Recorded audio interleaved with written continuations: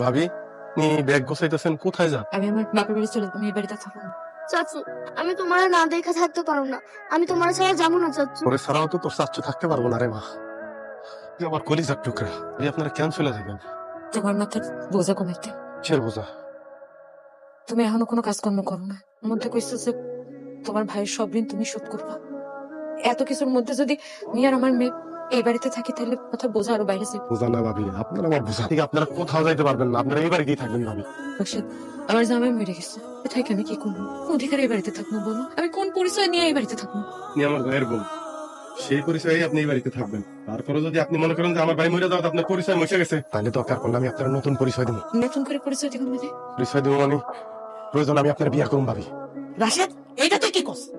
আমি ঠিকই কইছি, প্রয়োজন আমি ভাবিরে বিয়া করবো। ভাবি আমার স্ত্রীর পরিচয় এই বাড়িতে থাকবো, আমার কলিজার টুকরা মুক্তা আমার মায়ের পরিচয় এই বাড়িতে থাকবে। বড্ড ভয় লাগে রাশেদ, কোন কথা বলো না। ওর স্বামীর অনেক ভালোবাসি, জায়গা আমি কাউরে দিতে পারবো না। আমি স্বামী স্ত্রীকে নিয়ে আমি সারা জীবন কাটাই দিতে চাই। আমি জীবনে অন্য কাউরে বিয়ে করতে পারবো না, তার দিতে পারবো না। যা বলার আমার বলেন। আমি হইতেছে তোর ভাবি আমাকে জন্য মাঝে মাঝে একটু সময় দিব, মিষ্টি মিষ্টি কথা কইব, আমাকে খুশি কইরা দিব। ব্যবস্থা যদি তুই করতে পারো, টাকা আর দিতে হইব না, সমস্ত ব্যবস্থা আমরা করব। এটা কিন্তু একেবারে খারাপ দেন নাই। আপনারা দুইজন ভাইয়ের কাছ থেকে 1,00,000 টাকা পাইতেন, আমি আপনি করে 2,00,000 4,00,000 টাকা দিব। আপনাকে দুইজনেরই তো দুইটা আবি একটা জোয়ান মাইয়া আছে না, মাইয়া দুইটা না আমার হাতে তুলে দিবেন, আমি একটু ফুর্তি পারলাম আর কি। আমার ভাই মরে গেছে, সেই দিনই আমি অর্ধেক মরে গেছি, বাইসা আছি। মা বাঁচতি আর ওই বাবির দিকে তাকায়া যদি সেই দিকে চোখ দেস, কিন্তু আমার বাঁচার ইচ্ছাটা মইরা যাইব। আর যদি বাইচা থাকা স্বাদ মইরা যায়। কি ব্যাপার মা, তোমরা বাইরে বসে রয়েছো কেন? এত দেরি করছিস? আমার জন্য চকলেট নিয়ে আসছো? হ্যাঁ ভাবি, তোমার সাথে আর মায়ের সাথে আমার কিছু জরুরি কথা আছে। কি কথা কো? আমি বিয়ে করবো। বিয়ে করবি মানে? কথা কথা ঠিক আছে, এদিন এখনো শোধ করতে পারছ না। কত কষ্টে সংসারটা চলতেছে, কোনদিন বেকার। তা তুই বিয়ে করবি? তুমি এগুলো কি কইতেছো? তোমার এতগুলো টাকা দিতে চাইবো কেন? দেখো তো, তুমি যে মায়ের বিয়ে করতেছো সে মায়ের কোনো সমস্যা নেই তো? না ভাবি, তো মাইয়ার আগে 3টা বিয়ে হয়েছিল, জামাই মরে গেছে। 3টা জামাই মারা গেছে তো পাশে গ্রামের দিলু তালুকদারের মেয়ে আসার, এটা বিয়ে করার কথা ভাবতেছো? ভাবি, আমি আশারই বিয়ার কথা কইতেছি। মানুষ আমার মরা বাইরে নানান ধরনের কথা কইতেছে, পাওনাদাররা কোন নজর আমার ভাবির দিকে তাকাইতেছে, নানান ধরনের ইঙ্গিত করতেছে। মা এই বাইচা থাকলে কি এটা সহ্য করতো না? কেমনে সহ্য করি? তোমরা মুখে 2 বেলা ঠিক মতো ভাত তুইলা দিতে পারতাছি না আমি। আমার বাপ মরা বাস্তির চাহিদাগুলো আমি পূরণ করতে পারতাছি না। বাইচা থাকুন কয় না, মা এটারে বাইচা থাকুন কয় না। তুমি মনে হয় ভুলে গেছো, আমি আমার ভাইয়ের লাশের সামনে কথা দিছি যে 1 মাসের মধ্যে পাওনাদার সব টাকা আমি পরিশোধ করে দিই। আমি তো পারতাছি না, আমি পারতাছি না মা। ওই মায়ের বিয়া করতে যায় আমার মৃত্যু হয়, আমি সেই মৃত্যু হাসি মুখে বরণ করে নিব, কারণ ওই মাইয়ার বাপের টাকা দিয়ে আমার ঋণ পরিশোধ হইব। সে শোধ করতে পারলে আমার ভাবির দিকে আর কেউ কোন নজরে তাকাইতে পারবো না, ভাই কবরে শুয়ে আর কষ্ট পাইবো না মা। আমি কালকেই ওই বাড়িতে যাবো, সব কথাবার্তা ঠিক করবো, এরপরে আমার কপালে শ্বাস ঢালবো। যদি কোনো কিছু করে আর তোমার ভাবির উদ্দেশ্য বড় বোনের মতো না দেখে, তোমার ভাস্তির দুই মেয়ের মতো না দেখে, শুধু তুমি এবার বলবা, এমনি আমি কাইটা নদীতে ভাসাই দেবো। ধন্যবাদ চাচা। আমার শেষ আরেকটা কথা আছে, আপনি আমার যে টাকাটা দিতেছেন এইটা আপনি যৌতুক হিসেবে বিবেচনা করতে পারবেন না, আমি আপনার কাছ থেকে ধার হিসেবে নিতেছি। আল্লাহ যদি কোনোদিন আমার দিন ফিরায়, এই টাকাটা আমি আপনার ফেরত দেবো, দিন কিন্তু আপনি না করতে পারবেন না। একটা ভালো মানুষ, তার প্রমাণ তুমি আবার দিবে। তোমার টাকা অন্য কোনো ছেলে হলো এই টাকার লোভ কিছুতেই সামলাইতে পারতো না। ঠিক আছে, তুমি টাকা ফেরত দিতে চাইতো, দিবে। আর যদি না দাও তা তো আমার কোনো সমস্যা নাই বাবা। কি তোমার কথা শুনে আমার প্রাণ জুড়ে গেল। তোমার কি কমু, তোমার মতো ভালো ছেলের কাছে আমার মেয়ে বিয়ে দিয়ে আমি তো খুবই খুশি। যেহেতু দুই পক্ষের আপনারা রাজি, আমরা শুরু কাছে দেরি না করি, কি বলেন চাচা? বেঈমান, করে কথা দিছিলে 1 মাসের মধ্যে তুই তোর বড় ভাইয়ের ঋণের টাকা পরিশোধ করবি, 1 মাস হয়ে যাইতেছে, অথচ তুই আম করে কোনো টাকা পয়সাই দাস নাই। আমরাও চুপ থাকবো না। তার ভাবি রে এখনই আমরা তুলে ধরে যাবো, তার বাড়ি ঘর সব দখল করবো, দরকার ফেলে তার ভাইয়ের লাশ কবর থেকে উঠাইয়া কোন জায়গায় বিক্রি করে দেবো। এই নে পাইছস টাকা, টাকা বুঝা পাইছস, তার বাড়িতে বাইরে যা। কোনদিন আমার বাড়ি, আমার ভাবি যদি কারো দিকে চোখ দেখ, চোখ উড়ে ফেলাম। আমরা আর কেউ কোনো বাজে কথা বলবো না, যে কেউ চোখ তুলা তাকাই বলে আমি সবার ঋণ পরিশোধ করে দিছি। ভাবি আমি আমার ভাইয়ের লাশের সামনে কথা দিছিলাম যে ভাইয়ের ঋণ পরিশোধ করবো, এবং সেটা আমি শোধ করছি। এটা সম্ভব হয়েছে ওই আশার কারণে। আশা আজ থেকে তোমার ছোট বোন, এটা মানুষ এই পরিবারটাকে মারে দেখে রাখতে পারবা না। এই পরিবার আর দুঃখ দেখতে চাই না মা, আর দুঃখ দেখতে চাই না। কিরে মুক্তা, তুই এই জায়গায় কি করতেছ? আবার ঘুমাইতে আসছি। ঘুমাইতে আইছিস মানে? তুই এই জায়গায় ঘুমাবি কেন? যা তোর মার কাছে যা, মার কাছে যা ঘুমা যা। সুন্দর করে আদর করে গল্প শুনে ঘুম পাড়ায় দেয়, তাই আমি চাচুর সাথে ঘুমাবো। আরে এই তোর বলতেছিস তুই মার সাথে ঘুমাবি যা। আপনার মাইয়া কই থাকে এত রাত করে? সেই খেয়াল কি আপনার আছে? দেখেন সে এখানে এসে বলতেছে ও নাকি আমাদের সাথে ঘুমাবে, আর এখান থেকে নিয়ে যান। ও সবসময় চাচার লোকে ঘুমায় তো, তাই আজকেও বুঝতে পারে নাই, ভুল করে এসে ঘুমাই গেছে। সবসময় আর আজকে তো এক না, আপনি জানেন না আজকে আমার আর রাশেদের বাসর রাত। ওই এরকম আছে স্যার, ঘুমানোর জায়গা নেই না? কি ব্যাপার ভাবি, আপনি মুক্তার নিয়ে দিতেছেন কেন? না চাচু, কাকিমা আমার এখানে ঘুমাইতে মানা করছে, কারণ মা আমারে নিয়ে যাইতেছে। তোমার আশা, তুমি আমার ছোট আম্মারে অনেক ঘুমাইতে নিষেধ করছো। হ্যাঁ না করছি, আমরা দুজন জামাইবো, আজকে আমগো বাসর রাত, আমরা একসাথে ঘুমাবো, তার মধ্যে ও আমগো মাঝখানে থাকবো কেন? ও এইখানে থাকবে কারণ ও আমার ভাইয়ের মেয়ে, ও আমার কলিজার টুকরা আশা, আমার সারা ঘুমাইতে পারে না। তাছাড়াও ছোট মানুষ, ঘুমাইলে আমি ওর মার কাছে নিয়ে দিয়ে আসতাম। আশা, আমি তোমার বিয়ার আগে পরিষ্কার করে কইছি ভাবি, আর আমার ভাস্তির বিষয়ে তুমি কোনো ওজোর আপত্তি করতে পারবে না। এখন আপত্তি করতেছো কেন আশা? তা বাচ্চা কখন সে ঘুমাইবো আর কখন তারে তুমি তার মায়ের কাছে দিয়ে আসবা? ঘুমাইতে বসে তো আমি এত নাটক দেখতে পারবো না। খো আজকে আমগো বাসর রাত, আমি চাই না এই রাতে কোনো ঝামেলা হোক। বেলা আসতে পারবে কিন্তু রাতের বেলা আসতে পারবে না। না, ও আমার কাছে কখন আসবো না আসবো সেটা তো তোমার ইচ্ছার উপর নির্ভর করবো না আশা। তখন মন চাইবো তখন আমার কাছে আসবো। তাতে যদি তোমার সমস্যা হয় তুমি অন্য রুমে যাই ঘুমাও। ঘুমানোর পর আমি ওর মার কাছে দিয়ে আসবো, তারপর তোমার ডাকে নিয়ে আসবো। কি কইলা তুমি? আমি তোমার বিয়া করা নতুন বউ, আজকে আমগো বাসর রাত, আর বাসর রাতে তুমি কইতাছো তুমি তোমার ভাতিজের লগে ঘুমানো জায়গায় ঘুমাইতে কইতাছো? ঘুমাও তোমার ভাতিজের লগে, আমি যাই অন্য জায়গায়। আশা তোমার কথা না, তুমি এখানেই থাকো। আশা, আজকে প্রথম দিন তাই আমি তোমার কিছু কইলাম না, কানটা খুইলা শুনে রাখো। আর যদি তুমি আমার ভাবি আর ভাস্তির মনে কষ্ট দাও, সেই দিনটা তোমার জন্য সুখকর হইব না। কি ব্যাপার, তোমরা রান্না বান্না করতেছো, আশারা ডাকো নাই? আসলে ডাক দিতে যাবো কেন? ওর এখানে কি কাম? সাহায্য করবো, রান্না বান্না হাত লাগাইবো। করবো কাজ, অহনি ঘুমতে উঠছে। তোমার মুখের উপরেই কথা কইলো। আরে রাশেদ ভাত দাও, ও ছোট মানুষ, ওর এসব রান্না বান্না আসতে হবে না। আমি আর আম্মা আছি, আমরা দুইজনে মিলে রান্না করে ফেলাম। না ভাবি, আর মা রান্না বান্না করবা আর ও সাজগোজ করতে পারে না। আশা, তুমি সকাল সকাল সাজগোজ করতেছো। আমি সকালবেলা সাজগোজ করতেছি, আমার সমস্যা কি? সাজগোজ তো তুমি অবশ্যই করবা। তুমি দেখতেছো না মা ভাবি রান্না করতেছে, সাজগোজ করতেছো, দেখতে কেমন লাগে না? যাও, মা ভাবির সাথে যায় রান্নাটা শিখো। এরপর দুপুরে গোসলদারি কইরা বিকাল বেলা সুন্দর করে সাজবা, তোমার নিয়ে ঘুরতে যাও। অসম্ভব, ফালতু কাজ করবার আমি শিখতে পারবো না। রান্না বান্নারে তুমি ফালতু কাজ বলতেছো? অবশ্যই এটা ফালতু কাজ। আর এমনি আছে, আব্বা শিখাই দিছিল দেখেই তো বিয়ার আগে তোমার সব কথাই হওয়া করছে। এখন বিয়া হয়ে গেছে, তোমার ফালতু কথা একটা আমি শুনতে পারবো না। আশা, এইটা তোমার বাপের বাড়ি না, এটা তোমার শ্বশুর বাড়ি। এইখানে ওই সমস্ত ফুটানি চলবো না। থাকতে হলে রান্না বাড়া, হাড়ি পাতিল ধোয়া, ঘর গুছানো সবকিছু মার ভাবির লোকে তোমার সমান তালে করতে হবে। এটা তোমার দরদ উৎসাহ করতেছে। যার বাপ নাই, যার বাপ মারা গেছে, সেই তো কাজ করবে, এটাই তো স্বাভাবিক। আজকে তো ভাগ্য ভালো, সাসার গাড়ি বয়ে খাইতে পারতেছে, এটা কাম করতেছে। আমার আপা যদি তোমার টাকা না দিত, তোমার ভাবি আর তোমার ভাস্তি মানুষের বাড়িতে যা কাম করতো। খবরদার, খবরদার, আমার ভাবির আর ভাস্তির হলে আর একটা উল্টা পাল্টা কথা কবি না। এই তো কইটা কাঁপলো না?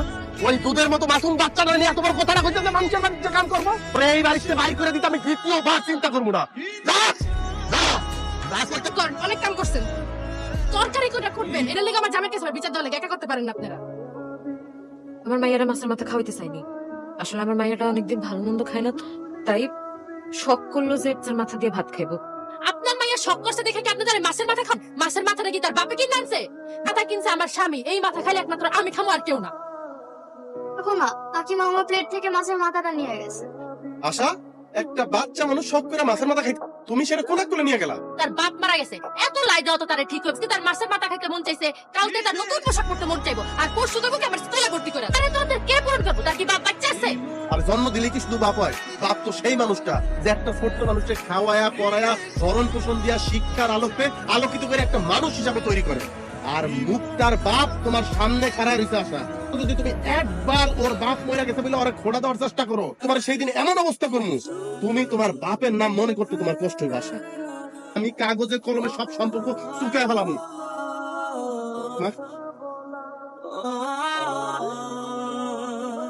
তোমার এত শপিং ব্যাগ?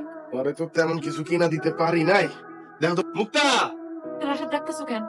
কাছি ভাবি, ভাই যে নাই এটা আমি মনে করতে চাই না।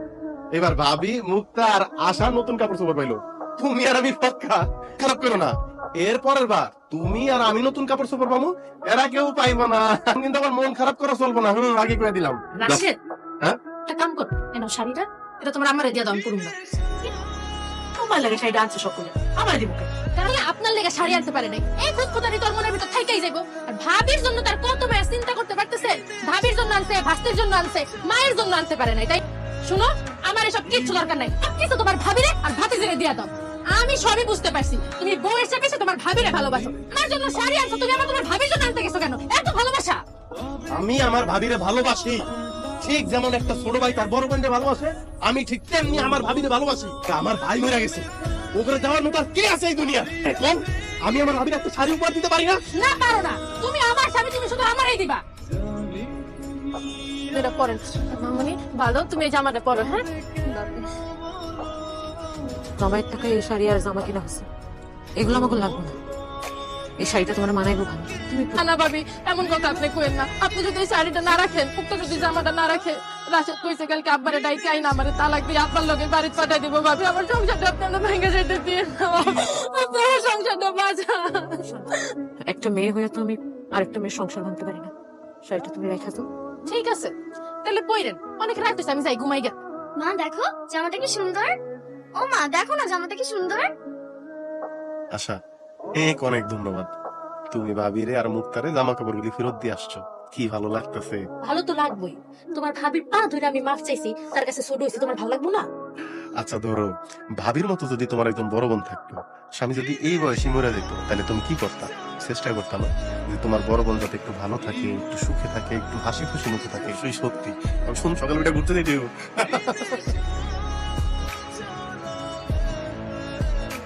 কি হইলো তো? আরে বাহ, পরের মতো লাগতেছে। হ্যাঁ হয়েছে, তোমার হয়েছে, শেষ হয়েছে? না, আর 5 মিনিট বেশি। হায় রে, 5 মিনিট আরো আধা ঘন্টা গেলাম। তুমি আসো। আর যাও, আসতে কি হয়েছে ভাবি? মুখ হালতেছেন কেন? জানি না, কালকে রাত থেকে এখন পর্যন্ত 7 বার বমি করছে, গাওটাও গরম। এত গা পুড়ে যাইতেছে আর বমি করছে, কিন্তু আপনি আমার জানানোর প্রয়োজন বোধ করলেন না ভাবি। ঘুমায় পড়ছিলা, অত রাতে তোমার ডাকলে আশা আবার কি মনে করে না করে, তাই এটা। আগে মুখটা সুস্থ, তারপরে ঘোরার বিষয়টা দেখা যাবে। মা আছে আমার, ডাক্তারকে শুনিয়ে দাও। স্যার, অহন আমারে ঘুরতে নিয়ে যাইবো কই ডাক্তারের কাছে গেছে? এত বড় অপমান, আজকে এর বিচার কইরাই ছাড়। আপা, আজকে এখন এই মুহূর্তে আমার বাসায় আইবা। আরে ধ্যাৎ, তোর কান্দা শুনবানি গাইছি নাকি তোর বাড়িতে? জরুরি ভাবে খবর দিয়ে এসো তোমারে, কি করে? এইটা আমার আর সহ্য হইতাছে না, আমি এই সংসার আর করতে পারবো না। তুমি এক্ষুনি আমার এখান থেকে নিয়ে চলো। কেন সাহেব, আমার মেয়ে দরকার থাকি সত্যি অনেকগুলো টাকা দিয়া আপনার ছেলের কাছে আমার মেয়ে দিয়ে দিছি। আর আপনার ছেলে আমার মেয়ের অপমান অপদস্থ কেন করে? যার জন্য আমার মেয়ের গুরুত্ব না দিয়ে তার ভাবির গুরুত্ব দেয়, ঠিক তার জাদু করছে। জাদু করে আমরা করি। আমার বড় পোলাটা মরে গেছে বেশি দিন হয় না, সংসারে দায় দায়িত্ব রাশেদের উপরে। রাশেদ তার ভাবিরে ভাইজিরে মাইয়ের সহ্য হয় না, মাইয়ের পেট ভরা হিংসা। আমার পেটে নাকি হিংসা? তোমার দেখতেই পারে না, সবসময় তার বউয়ের সাপোর্ট নিয়ে কথা কয়। হয়তো কই বইছো, কই বুনাইছে মহিলা দেখতে তো টাকা টাকা জাদু কর।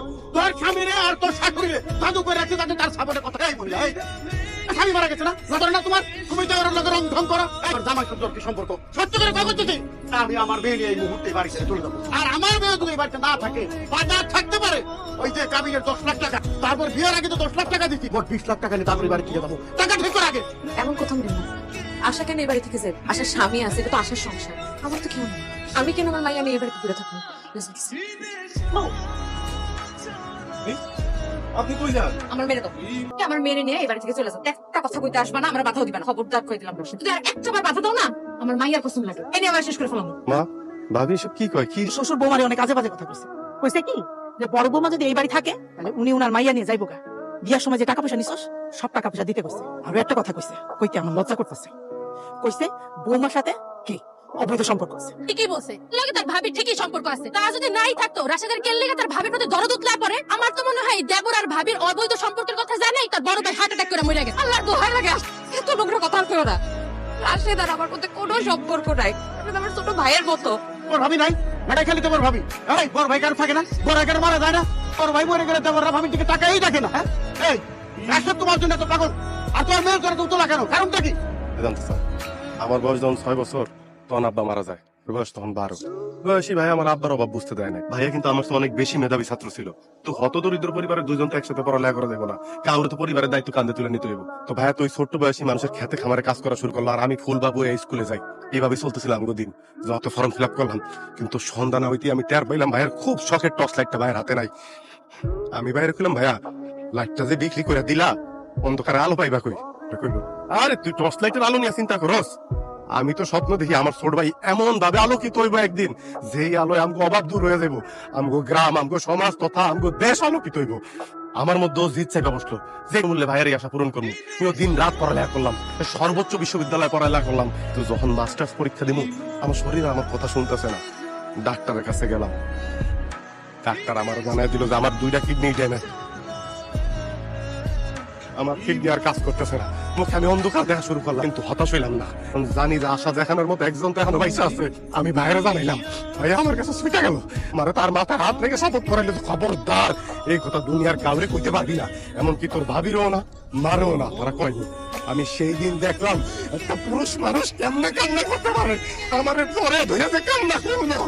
ডাক্তারের কাছে পাগলের মতো ছুটে গেল, তারপরে দেখা কইলো যে তার 2টা কিডনি খুলে নিয়ে যাবো, আমার সুস্থ করবো। ডাক্তার তো সেটা শুনলো না, ডাক্তার সাপ সাপ জানাই দিল একটা কিডনি নেওয়া যাবে সর্বোচ্চ, অনেক টাকা লাগবে অপারেশনের জন্য। আবার গ্রামে ছুটে আসলো, দিক বিদিক ছুটতে শুরু করলো, মানুষের কাছে হাত পাততে শুরু করলো যে আমি ঢাকা শহরে ব্যবসা করবো, আমার টাকা ঋণ দেন। মানুষ তার নানান কথা শুনাইলো, নানান কথা কইলো, কিন্তু ভাইয়া কাউর আসল কথাটা কইলো না। ভাইয়া আমার দিয়ে হাসে কইলো আমার কিছু হইব না, আর যদি হয় তুই পারবি না আমার শেষ স্মৃতিচিহ্ন দেখে রাখতে। জানেন আমার জবান দিয়ে কোনো কথা বাইরে এলো না। অপারেশন থিয়েটার থেকে তো আমি ভাইয়ের একটা কিডনি নিয়ে ঠিকই ফিরাইলাম, কিন্তু সারা জীবন অনাটবিক পরিশ্রম করা, হাড় ভাঙা পরিশ্রম করা, ওই ক্লান্ত শরীর নিয়ে ভাইয়া আর ফিরাইলো না, ফিরাইলো ভাইয়ার লাশ। এখন আপনারা কর, ওই ভাবির জন্য, ওই ভাস্তির জন্য আমার কি করা উচিত? আমার উচিত না ভাইয়ের কবরের সামনে যারা কোয়া যে ভাইয়া তুমি কবর থেকে উঠে আসো? ওই কবরে তো তোমার থাকার কথা না, ওই কবরে তো আমার থাকার কথা। তোমার তো এই দুনিয়ায় তোমার বউ সন্তান নিয়ে শান্তিতে বসবাস করার কথা, এই কথা আমার করার কথা না। আরে বাংলাদেশের প্রত্যেকটা ঘরে এরকম একটা করে ভাই থাকে, যেমন আমি পারি নাই, আমি পারি নাই আমার ভাইয়ের ঋণ শোধ করতে, আমি পারি নাই। আমার তুমি মাফ করে দাও। আমার আসলে অনেক বড় সৌভাগ্য যে আমি এমন একটা বাড়ির বউ হয়ে আইতে পারছি, আর আমার দুর্ভাগ্য আমি তোমার ভাইয়ের মতো একটা মানুষকে দেখতে পারলাম না।